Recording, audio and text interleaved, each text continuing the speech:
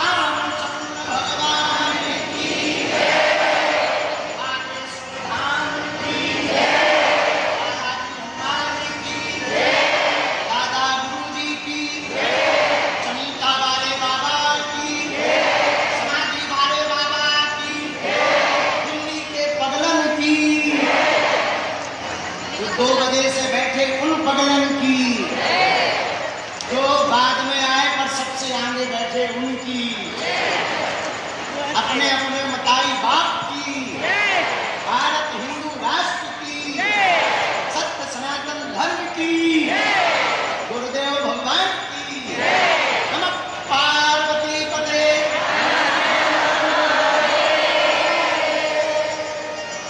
Sound वाले लोग experiment करते हैं, बताएं मौका। आज हमको कुछ सुनाई नहीं दे रहा। सबसे पीछे आए, आगे बैठे वो भी गलत बात।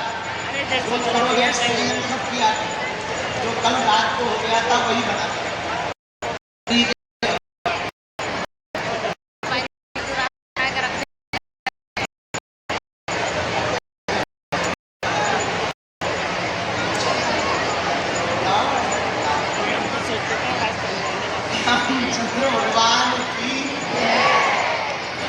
भगवान की बड़ी कृपा, हनुमान जी के चरणों का आशीर्वाद, दादा गुरु जी की बड़ी दया,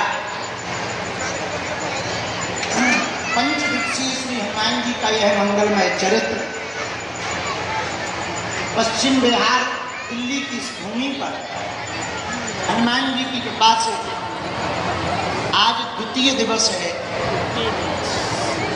भगवान श्री सीताराम जी के चरणों को हम दंडवत प्रणाम करते हैं, हनुमान जी के चरणों को प्रणाम करते हैं, दादा गुरु जी के चरणों को प्रणाम करते हैं, सन्यासी बाबा के चरणों को प्रणाम करते हैं, परम पूज्य संत श्री आचार्य प्रवर सभी महापुरुषों के चरणों को दंडवत प्रणाम करते हैं एवं पूज्यपाद गुरुदेव भगवान जी की कृपा से हमारे जीवन में कुछ कहने की सामर्थ्यता है, ऐसे पूज्य गुरुदेव के चरणों को प्रणाम करते हुए देश विदेश में बागेश्वर स्वधाम चैनल के माध्यम से, टीवी के माध्यम से जो भी कथा को सुन रहे हैं, आप सबको हम सिया राम में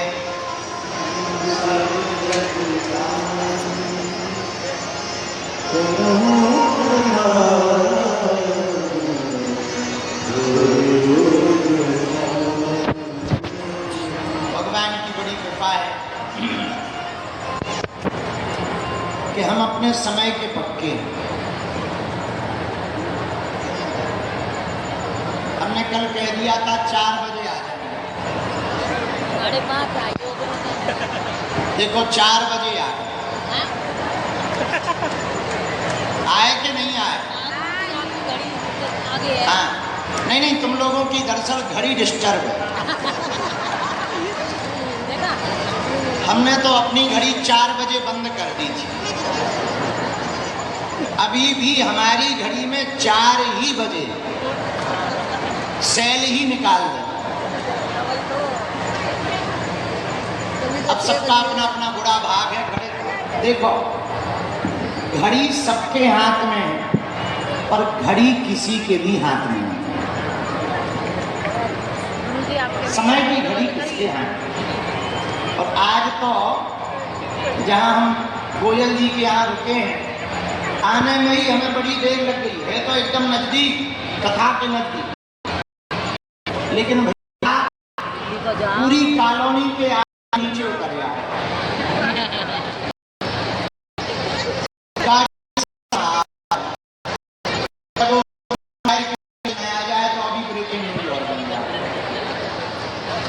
हम जानबूझ के छत खोल के चढ़े, तब जाकर के जो है आज पौन घंटा में हम यहाँ आ पाए, पर आ गए यही बहुत। नहाने से तो बेहतर है आगे। तो आज दूसरे दिन की कथा को हम लोग हनुमान जी के चरणों में प्रणाम करते हुए, सुंदरकांड याद है, एक चौपाई पे कथा हो रही है, केंद्र में एक चौपाई को रखा है। चौपाई याद है? हाँ, कल सुंदरकांड की एक चौपाई पर हम लोगों ने चर्चा प्रारंभ की थी। 5 दिन तक इसी चौपाई को केंद्र में रख करके चर्चा करेंगे। चौपाई बड़ी प्यारी। जामवंत के बचन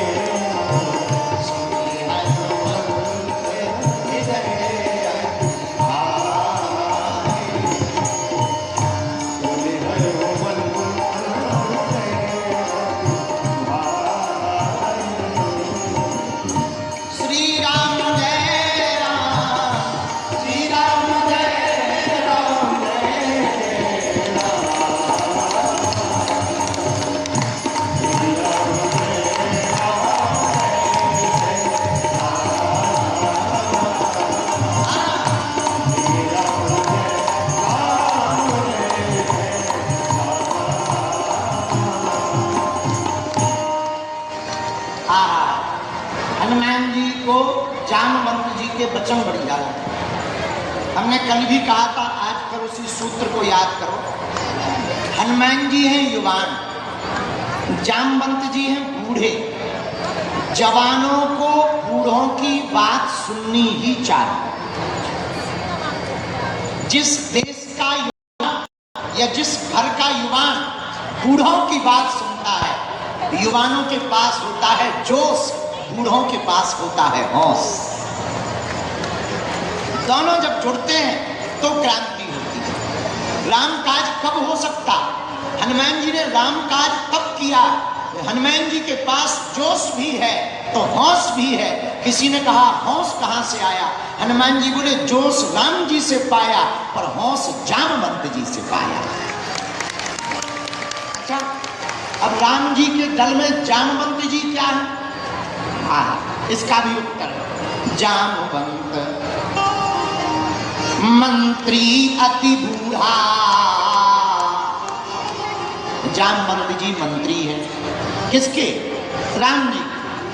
राम जी के मंत्री हैं जामवंत। और जिसका मंत्री बूढ़ा होगा, सलाह का, निश्चित है वो कोई भी लड़ाई लड़े जीत करके ही आएगा।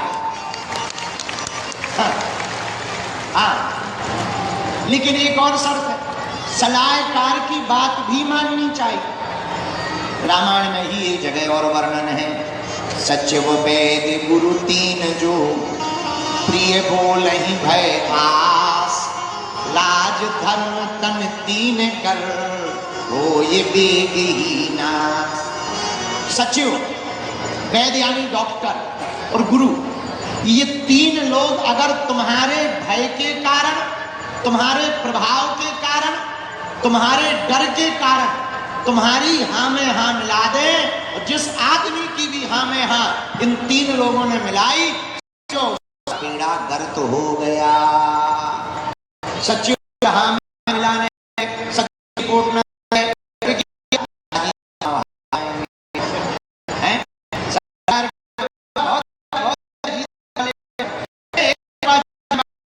की जमात तो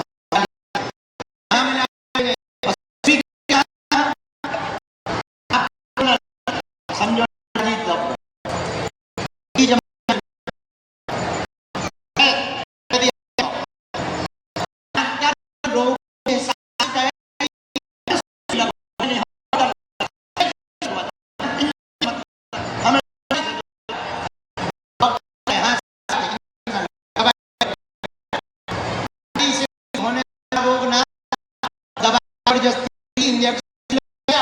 रोगी खत्म।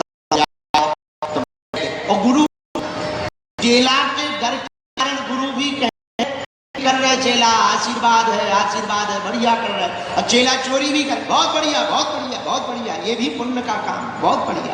क्या होगा? ऐसे चेलों का भी सत्यानाश हो जाएगा। तो धन्य है जी महाराज। किसकी बात सुनी? बोलो, किसकी बात सुनी? जामवंत जी की। जामवंत जी कौन है? बूढ़े। जामवंत के वचन सुहाए, सुनी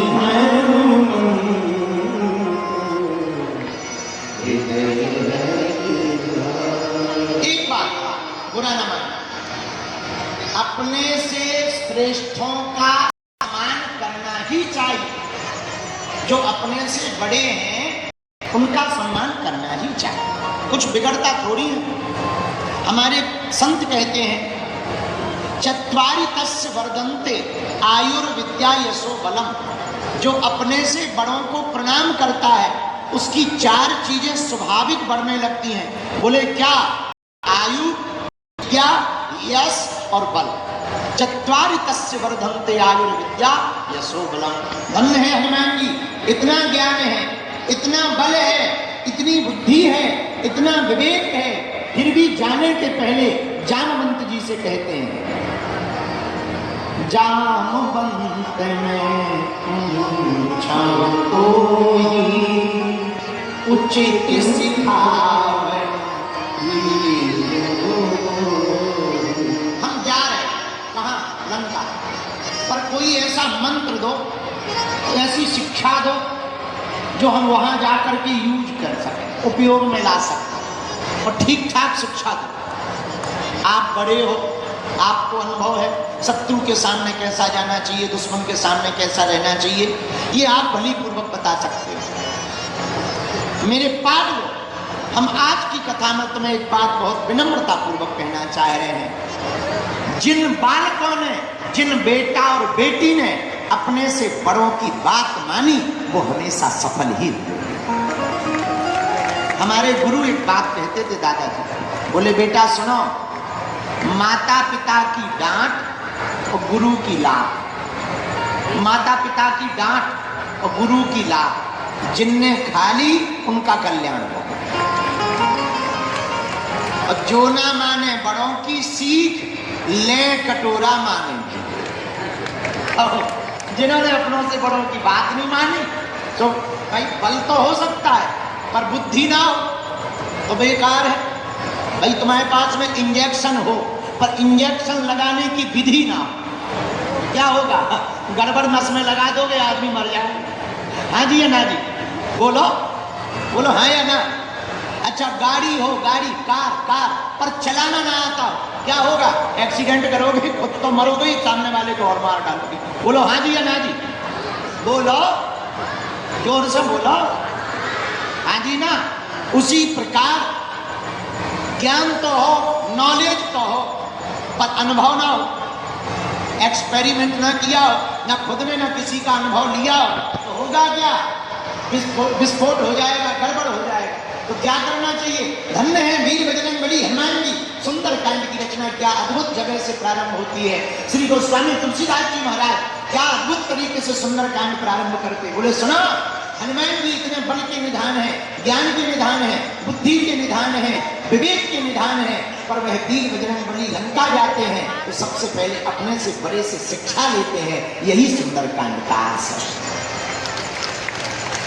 बोलो सीताराम, जोर से बोलो, और जोर से बोलो, और जोर से बोलो। और हम लोग, अब हम लोगों की पूछो, हम लोगों को अपने से बड़े वाले ज्ञान दे दें तो दिमाग खराब हो गया, दिमाग खराब। हाँ, माता पिता की तब तक बच्चे सुनते हैं जब तक श्रीमती नहीं आती। तो जहाँ श्रीमती आई तो अपनी मति खराब हो जाए, और अपनी मति की नहीं सुनते। जब तक श्रीमती नहीं आती तब तक गुरुजी से पूछते, माता पिता से पूछते, और जहाँ श्रीमती जी आई तो स्पेशल फोन ससुराल में साले साहब को लगाया जाता है। हम गाड़ी लेने वाले हैं, लाल कलर की लें या ब्लैक की ले, ठटरी के बारे नक कटा मुंह सर चल। अरे माता पिता भी तो घर में बैठे जन्म है, उनसे पूछ लो भैया हनुमान जी के सुंदरकांड। अच्छा देखो एक बात है, सुंदरकांड इसलिए नहीं है कि तुम लोग पढ़ो, ज्यादातर लोग केवल पढ़ रहे, रोज पढ़ रहे। एक सज्जन हमें बोले हम तो रोज सुंदरकांड पढ़ते हैं। हम कहा बहुत अच्छी बात, बोले लेकिन कुछ ठीक हो नहीं रहा। हमने धीरे से नजदीक बुलाया, हम कहे इधर आओ। बोले जी, हम कहा केवल पढ़ ही रहे हो कि सुंदरकांड पे चल भी रहे हो? उस आधार पे जीवन जी रहे हो या केवल पढ़ रहे हो? बोले नहीं, हम तो केवल पढ़ रहे हैं। हम इसलिए फेल हो। सुंदरकांड पढ़ने से कृपा नहीं मिलती है, सुंदरकांड के आधार पर जीवन जीने से हनुमान जी की कृपा मिलती है।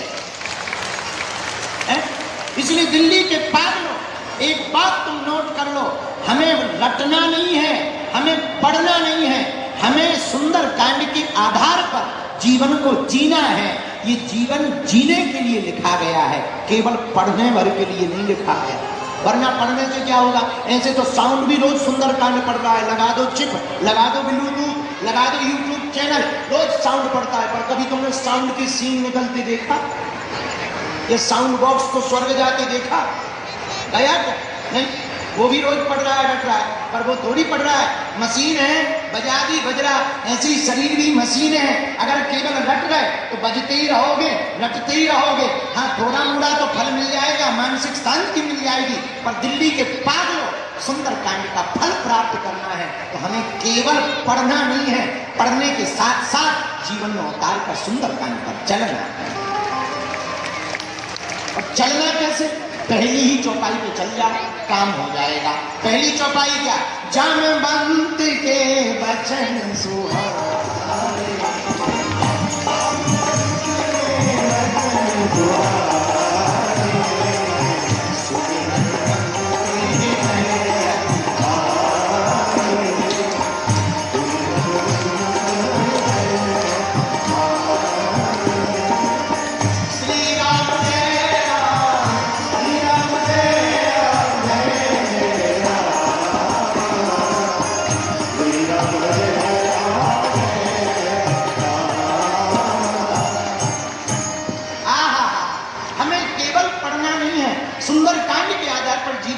भी है। यही सुंदरकांड की महत्ता है। बोलो सीताराम, जोर से बोलो। ऐसे चलो, महाभारत का युद्ध हो रहा, कौरव और पांडव दोनों लड़ रहे। पितामह ने शाम के समय प्रण ले लिया, कल 5 पांडवों को हम अपने हाथ से मारेंगे, एक भी पांडव नहीं बचे। अब पांडव डर गए।